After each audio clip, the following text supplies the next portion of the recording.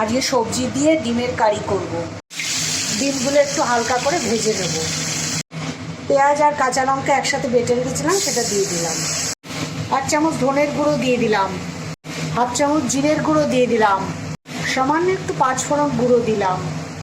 একটু হলুদ দিয়ে দিলাম। একটু কাশ্মীরি লঙ্কার গুঁড়ো দিয়ে দিলাম। একটু কসুরি মেথি দিলাম। এখানে একটু আলু আর পটল কুচি করে ভেজে রেখেছিলাম, এটা দিয়ে আজকে ডিমের কারি করব। এবার ডিমগুলো দিয়ে দেবো, সব শুদ্ধ কষাবো। এখন আমি এই হাফ লেবুটার রস পুরো দিয়ে দেবো। একটু নুন দিলাম।